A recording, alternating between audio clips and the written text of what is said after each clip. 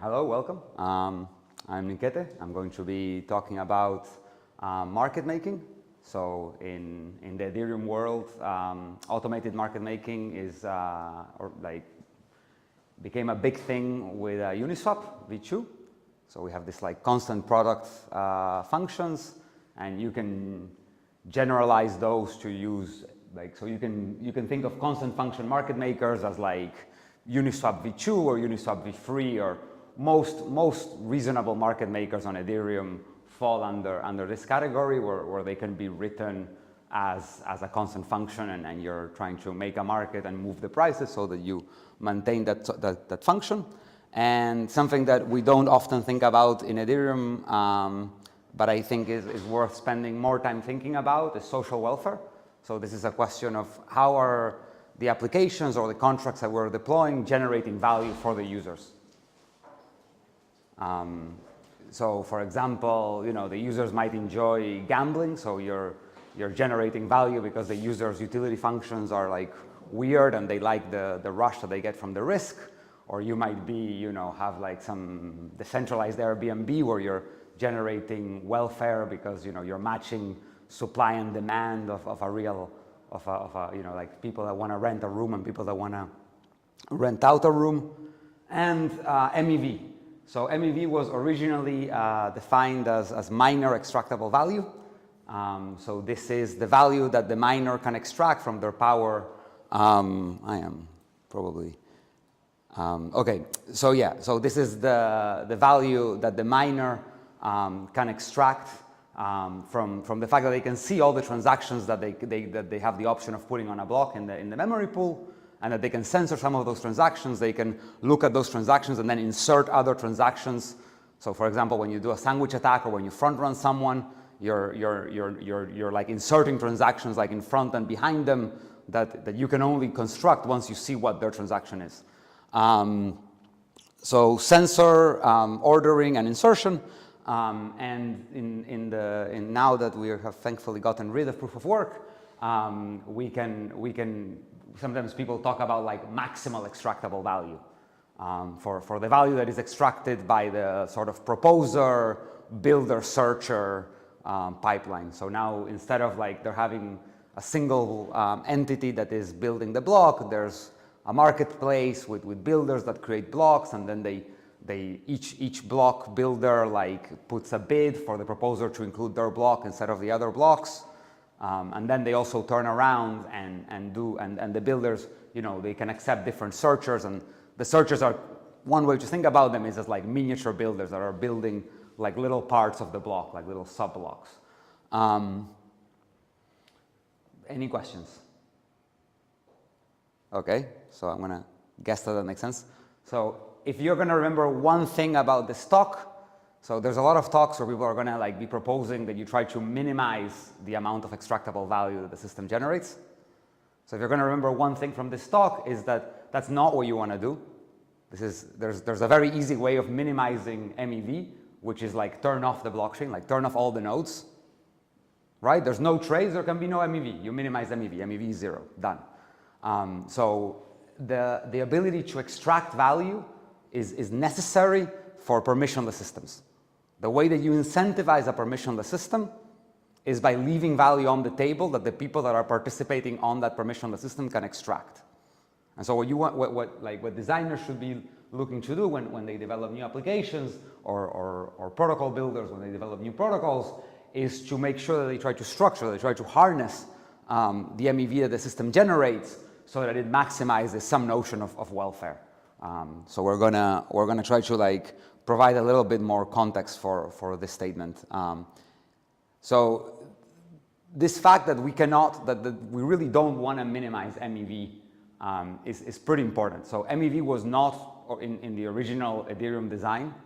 So in the original Ethereum design, there's a lot of game theory about how the miners interact with each other. And the memory pool, also in the original Bitcoin design, the memory pool is kind of an afterthought. People just like post their transactions there, and no one was thinking strategically about like what this implies.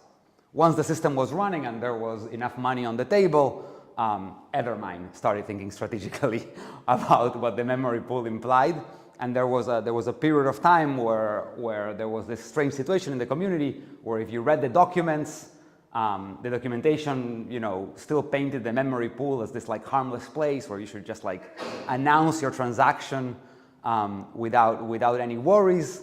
And that was kind of how the community talked about it. But in the background, what was happening was Ethermine was going around and like cutting backroom deals to like, selling like the strategic positioning of blockspace. And so in some sense, what Flashbots does or did at its time was to make this contradiction public. Instead of having like a backroom deal with like one of the miners, you could, they made like an open marketplace where anyone could participate. So Flashbots funded my co-author Bruno and is funding like some work. I have no disclosures, I own no stock, but they have provided some of the funding for this work. Some of them people organizing MEV like marketplaces in the Cosmos ecosystems have also funded my work. So this is my conflict of interest disclosures. And these public mempools are not remotely incentive compatible, and to this day this is still the case. So a lot of the value, if you look at the trades that happen on chain and where people spend gas. So it was interesting to me yesterday, with the current Alameda FTX collapse, there's a lot of demand for block space because people are trying to like get their money out and exchange things and trying to get into safer tokens. And so Ethereum is now like burning more than it's issuing, right? We have this. And so this is not an adulterated good. So if we look at what those transactions are, the majority of those transactions are people arbitraging those pools with external markets. So most of the gas is being spent in things that are basically extracting value, right? Like the LPs of the Uniswap pools would prefer it if the pool had the right price. But the way that the system is designed to be permissionless, the way that Uniswap pools update their prices by leaving money on the table for arbitrageurs to correct the price. And that's where something like 75% of the gas on Uniswap is spent. So we have to be careful in the design of the system. For those of us who, like me, believe that most of the value of permissionless systems is in the future in applications that we haven't developed yet.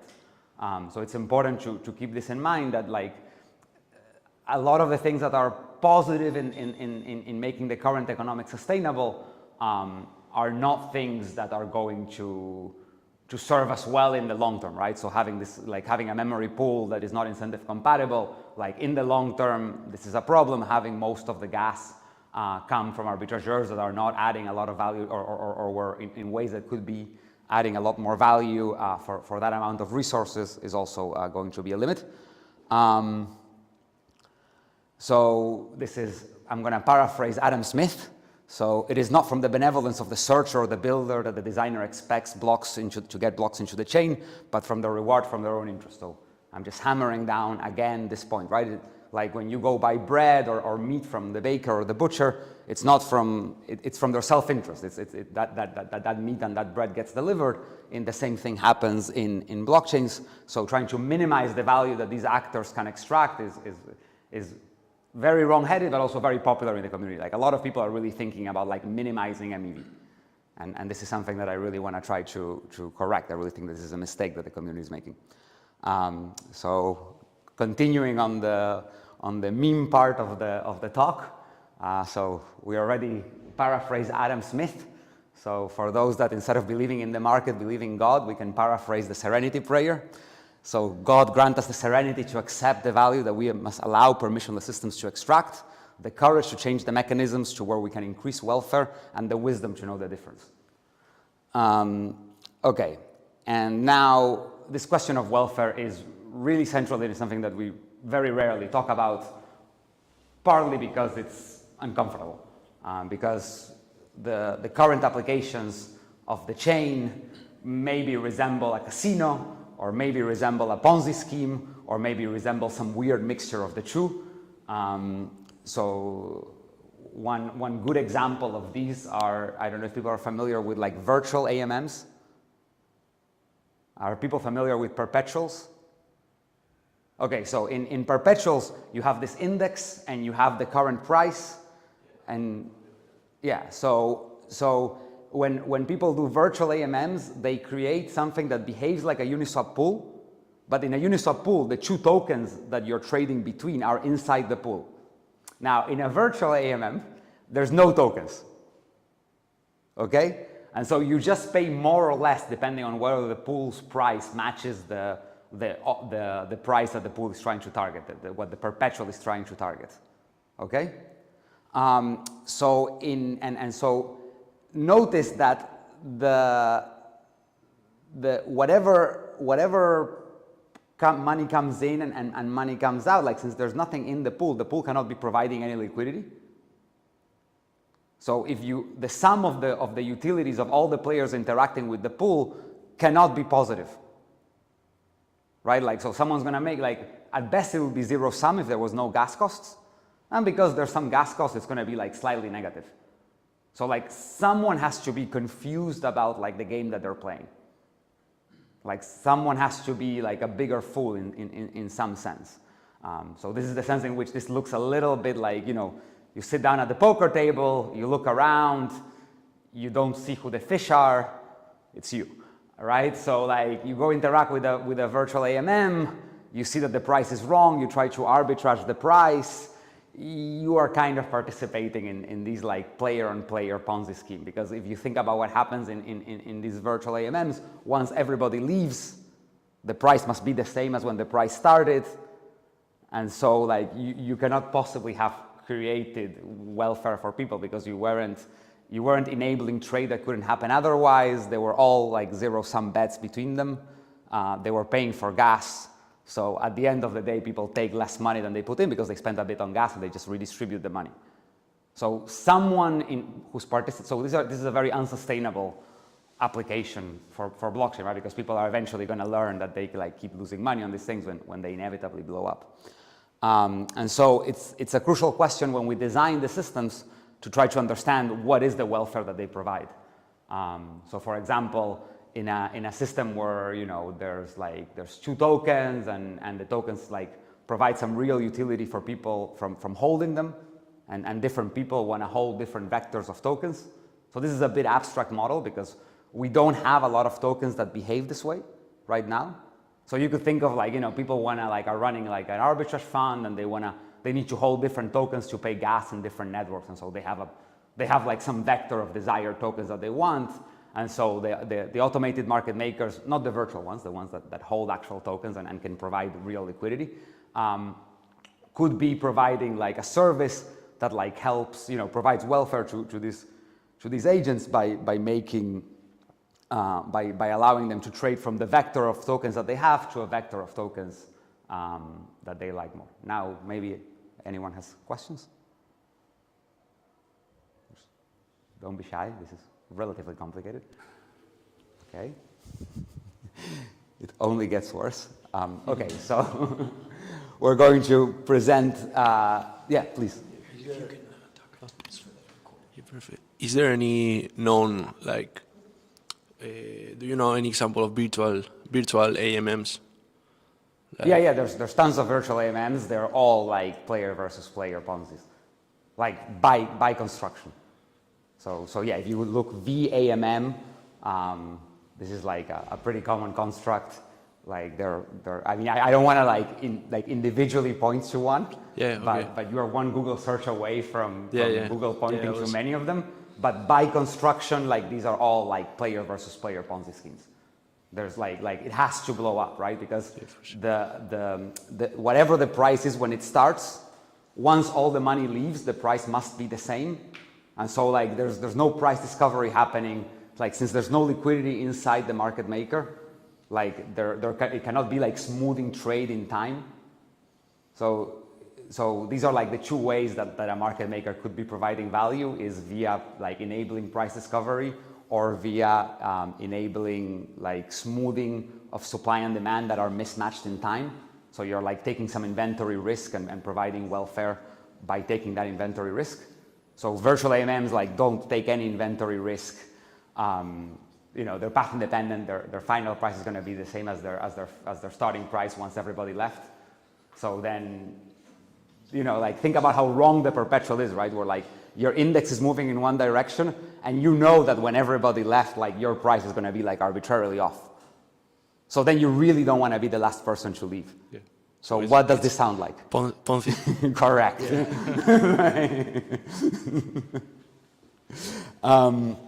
Okay, so in this joint work with Bruno that is motivated by this, so this is ongoing work.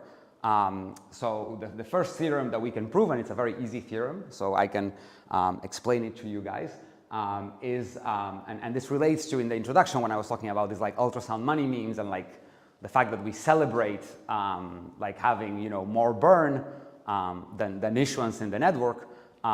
We want to be thinking about like why is it that we have more burn right now in the network? Is it because we have found like real welfare providing applications of these technologies that provide surplus to the world, and they provide so much surplus to the world that we need to like limit how much block space they're using, and so we have to put like a positive fee on it? Or is it simply that we're in some kind of transitional state where people are playing these games that are in the long run not welfare enhancing and therefore unsustainable? Like someone is going to eventually realize that they don't want to be the last guy like standing holding the bag, and at that point the game kind of ends. So if we insist on making block space scarce, like no matter what encryption technologies, no matter what else we do, there's always at least a little bit of MEV.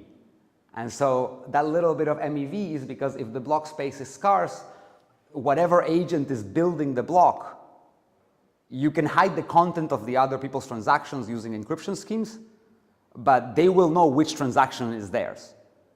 So if there's more transactions that can fit into the block, there's always some MEV that can be extracted by the agent building the block by guaranteeing inclusion. So either inclusion of their own transactions or taking bribes on a side channel to include the transactions of others. So this gives us like kind of an idea that like you really cannot bring MEV to zero if block space is going to be scarce. So there's like scarce block space like implies like some residual amount of extractable value, independent of whatever like cryptographic tricks we might be able to play to maintain the privacy of the content of the transactions. So basically this comes from like the censorship and inclusion abilities that they always have, right? So even if we limit the power to not being able to read before they include, they can still decide to place some stuff inside the block. So once you formalize things, the proof of this is very simple. It's basically the fact that they can always include this. Okay, so now this one I did not put the proof because this is you have to read the paper and do some math if you want to if you want me to convince you. But I was hoping to try to at least argue with you that these constant function market makers they can do very close to the optimum. So they're surprisingly good at providing welfare, or they can get quite close to providing the optimal welfare. So there's a model that is implicit here that I'm not going to bore you with from economics. That's called like Walrasian equilibria, and basically you're assuming that traders are like not too strategic, and when traders are not too strategic, using the sequential market makers can sort of approximate the right prices, but this requires that liquidity is high.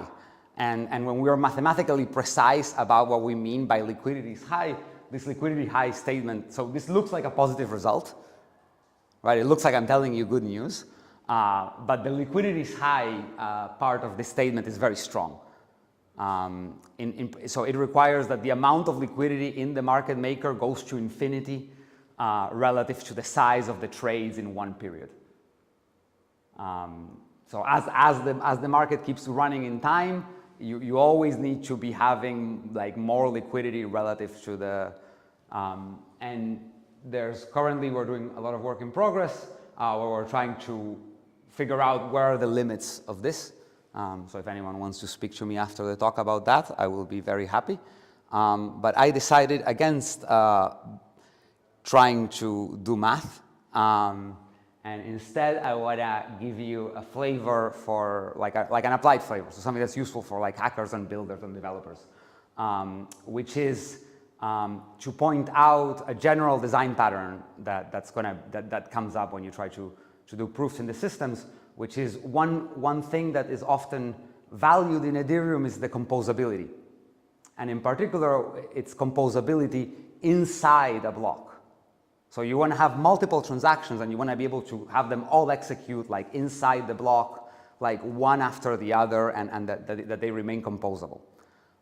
So it turns out that once you take into account MEV, like this composability requirement is equivalent to saying that you want to give a single proposer, builder, miner, whatever you want to call it, a monopoly, or that you're making them the dictator on like relative to you, right? Because you're going to give him all your signed transactions, and if you want like the state of the world to be like entirely resolved inside that part of the block, so that they can continue like calling other contracts in that same block and fully resolve the previous part of the state, it means that whoever's building the block is going to have access to that part of the state.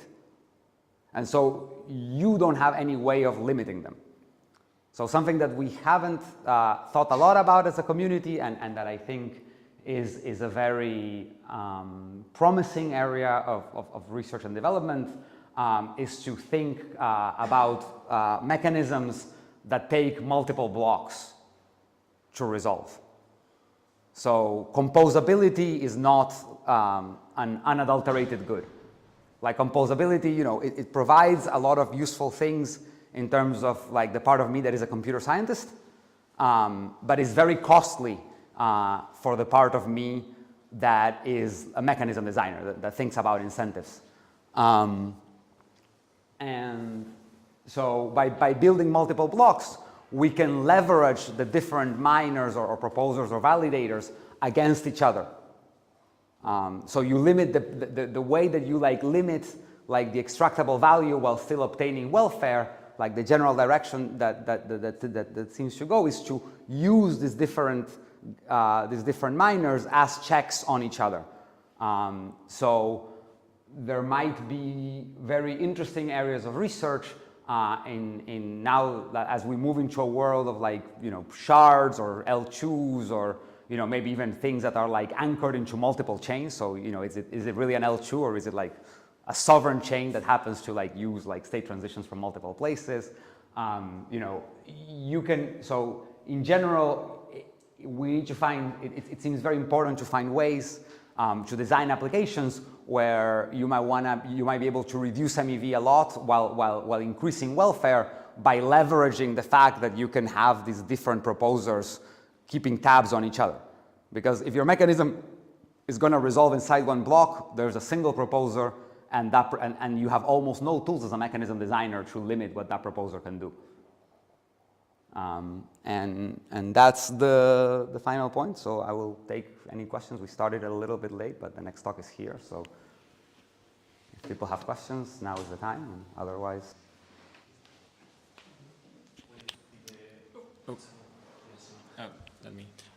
Should we worry about moral MEV? You've talked a lot about MEV, but should we worry about the user experience that people don't get sandwich attacked and things like that? Yeah, we should only worry about the user experience. But Nothing, like everything here is like, when I say welfare, you can think of like, you know, sustainable user experience. But we are talking about trying to extract as much MEV as possible instead of minimizing it. If we try to extract as much as possible, aren't we going to affect user experience? Or? I mean, people like the fact that block builders are going to extract as much MEV as possible is a result of it being a permissionless system. There only needs to be one greedy person in the world who's competent enough to do it, right? And they will have higher returns, and so their stake will accumulate faster than everyone else's. So eventually they will be the monopoly staker. So there's no avoiding the greed. You know, like it's like asking, like, should the butcher or the baker Like, should they be worried more about like making people happy? Yeah, but they also have to compete with the other butchers. They also have to buy bread from the baker. Like, it's there. It's a part of reality. So we should worry about how can we create incentives to create the best user experience possible. And so I'm saying, here what I'm trying to say is, when you're trying to create a good user experience, one thing that you might want to give your user is composability. And this has traditionally been a value that we hold very highly as a community.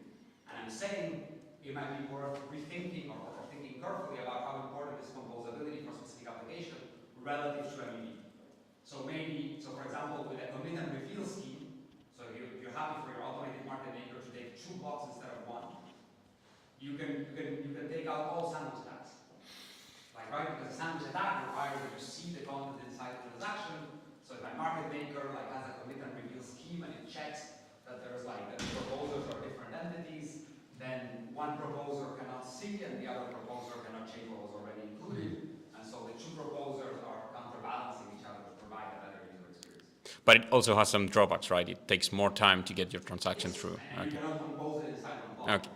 Yeah. You lose atomicity. It has huge trade-offs. But the question but I'm saying, like, when you cannot lose, like, just try to like just minimize the MEV, like by like hoping that you will have like kinder block builders or validators, because like block builders and validators are like strategic actors, and if you want the thing to be permissionless, Yeah. you have to accept that the greediest one is going to like be a player.